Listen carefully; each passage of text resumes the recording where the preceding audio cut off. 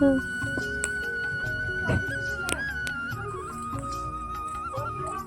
Morning সবাইকে, কেমন আছো তোমরা সবাই? আমার আরও একটি ব্লগ ভিডিও তোমাদের সকলকে স্বাগত। তো এখন বাজে কিন্তু সকাল 8:30। আমি এখন থেকে আমার ব্লগটা শুরু করলাম। আজকের ভিডিও কিন্তু আমার বোন করে দিচ্ছে। তো চলো দেখতে থাকো, সারাদিন কী হয়, কেমন কাটে, সবটাই তোমাদের সাথে আমি শেয়ার করব। আর ভিডিওটা কিন্তু স্কিপ করো না। তো চলো দেখতে থাকো।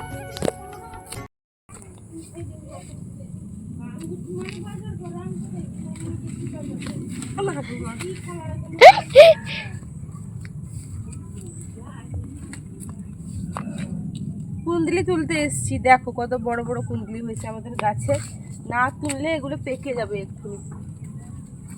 এটা তো পেকেই গেছে, বেকার হয়ে গেল। কোথায় না কোথায় লুকিয়ে আছে, আমি খুঁজে পাচ্ছি না। এদিকে আয়, আর কই দিকে এখানে একটা, আর এদিকে আয়, অনেক হয়েছে। কত হয়েছে, আরো হয়তো আছে, আমি এখন দেখতে পাচ্ছি না। তো এগুলো ভাজা করবো। আমাদের বাড়িতে কাল রাতেও হয়েছিল পিঠে। কেউ এই পিঠেটাকে চিনে থাকো নাকি কমেন্ট করো। এটাকে আমরা বলি পোড়া পিঠে। সারা রাত ধরে উনানের উপরে কিন্তু পুড়ে তৈরি করা হয়। দেখতে পুরো কেকের মতো না, পুরোটাই কিন্তু কেকের মতো, ভেতরে কিন্তু যতটাই সফট। এটা হচ্ছে তালের পোড়া পিঠে, তাল দিয়ে করা। এবছরের আমাদের তালের সিজনের শেষ পিঠা মা করেছিল। বেশ অনেক বছর পর কিন্তু এই পিঠেটা হলো। এই যে দেখো ভেতরেরটা কি সুন্দর না, কেকের মতো।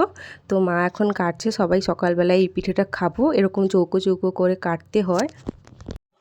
তো বেশ বহু বছর পর আমাদের বাড়িতে এই পোড়া পিঠা হলো। লাস্ট মনে হয়েছিল প্রায় 7-8 বছর আগে, তখন ঠাকুমা ছিল। তো এগুলো করতে একটু ঝামেলা, কষ্ট আছে। উনানে সঠিক তাপমাত্রায় করতে হয়, নয়তো একদম পুড়ে যায়। তো সকাল সকাল ব্রেকফাস্টে কিন্তু আমি এই পোড়া পিঠাটা খেলাম। কাদের কাদের এই পিঠে পছন্দ অবশ্যই কমেন্ট করুন। তো আমার দুজন বসে গেছি এখানে, জিনিসপত্র বাছছি। এই যে শাড়ি, সবাই 15ই আগস্টে ভিডিও বানিয়ে নিয়েছে, রিলস হোক শর্টস হোক। আমার মনেই হয়নি যে আমি করবো, মানে টাইম পাচ্ছি না, একদম টাইম পাচ্ছি না। স্কুল থেকে এসে বিকালে আমি টাইম পাচ্ছি না।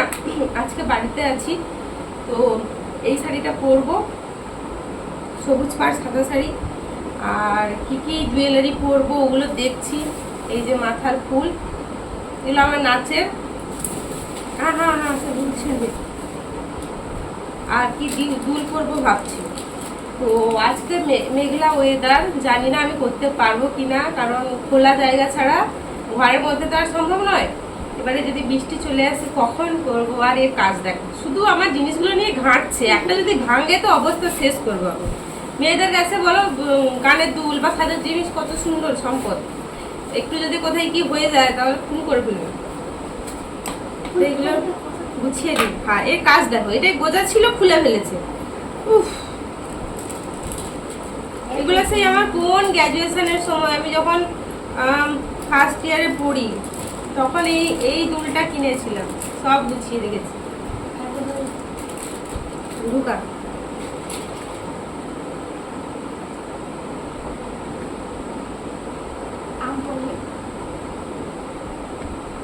রাখ রাখ রাখ রাখ রাখ। আমার হয়ে গেছে এই দুলটা।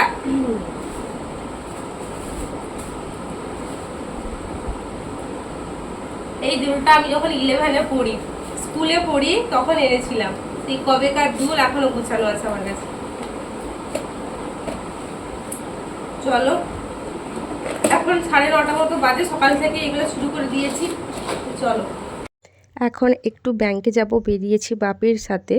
অনেক দিন ধরেই ব্যাংকে যেতে পারছি না, স্কুল যাচ্ছি, স্কুল থেকে এমন টাইমে আসছি যে ব্যাংক বন্ধ হয়ে যাচ্ছে।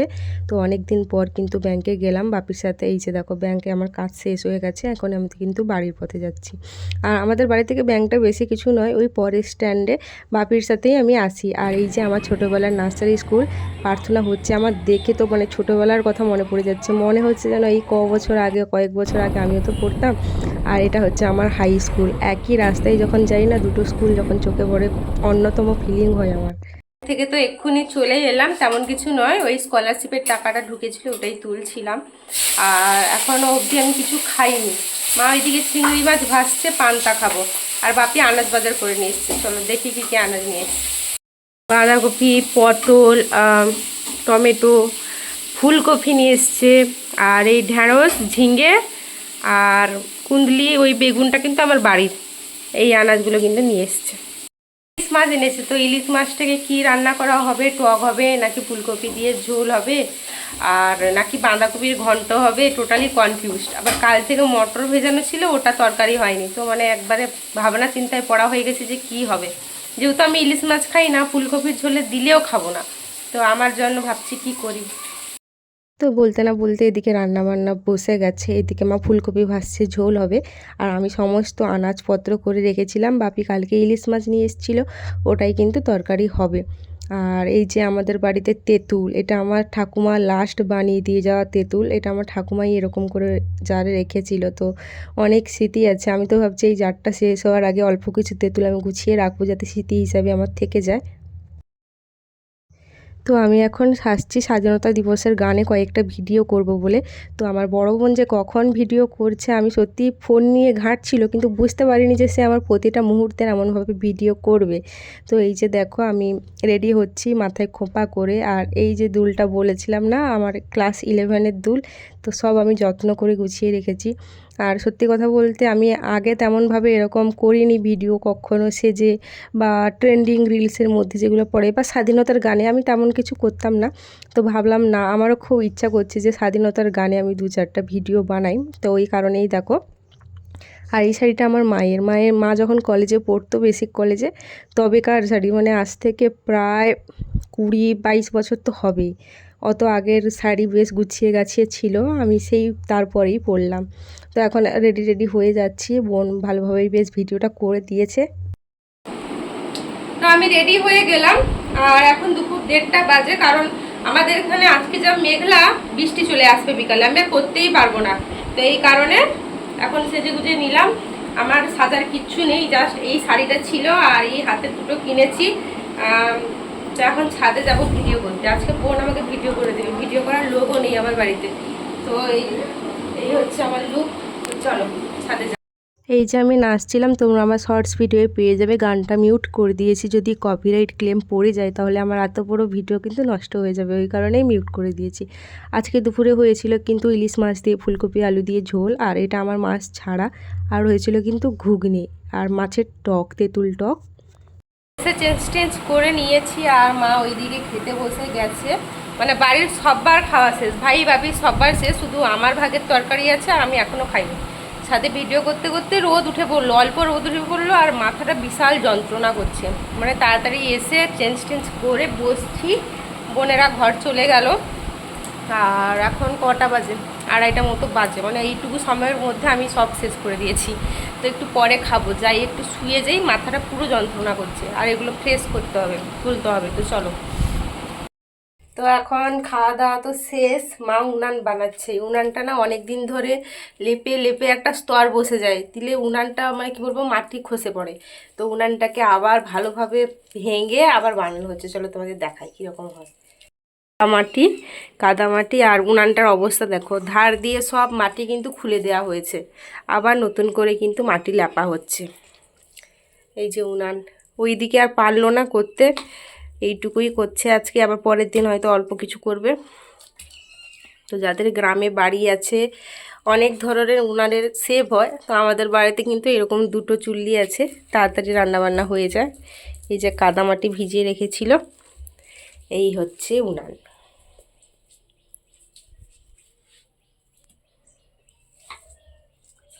বানানো কমপ্লিট হয়ে গেছে। এই যে দেখো উনানটা এখনও শোকেনি, এই সদ্য করলো গরম উনানে যাতে ভালোভাবে সেট হয়ে যায়।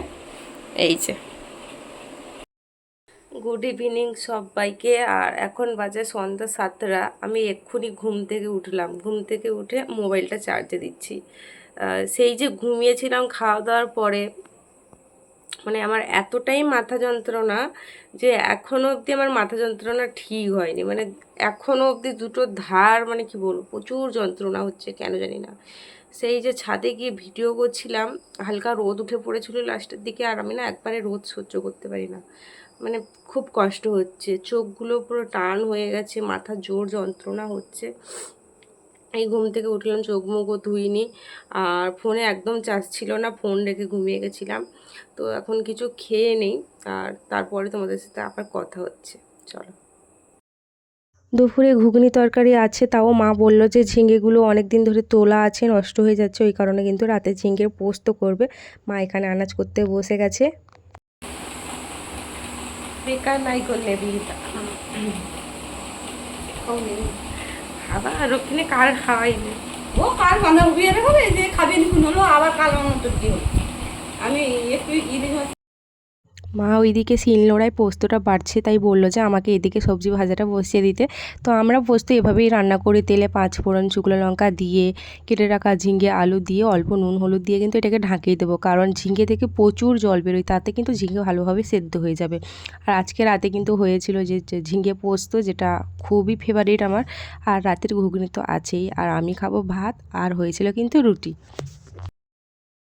9:30 মতো বাজে, আর খেয়ে দিয়ে কিন্তু আজকে ঘুমিয়ে যাব। প্রচুর ঘুম পাচ্ছে, মানে মাথা যন্ত্রণা এখনও কাটেনি, অল্প বিস্তর আছে। আর রাতে তো ভাত খাবো, মা এদিকে ভাত বাড়ছে, এই যে খেয়ে দিয়ে শুয়ে যাব। তো আজকে সারাদিন টুকটাক যা ভিডিও হয়েছে তোমাদের সাথে সবটাই শেয়ার করেছি, যা যা করেছি। তো ভিডিওটা এই অবধি, আর আমি টানতে পারছি না, কারণ আমার জোর ঘুম পাচ্ছে আর মাথা যন্ত্রণাও করছে। তো তোমাদের যদি ভিডিওটা ভালো লেগে থাকে অবশ্যই আমার চ্যানেলটা সাবস্ক্রাইব করে দিও, লাইক করে দিও। তো চলো টাটা, ভালো থাকবে সবাই, নেক্সট ব্লগে আবার তোমাদের সাথে দেখা হচ্ছে।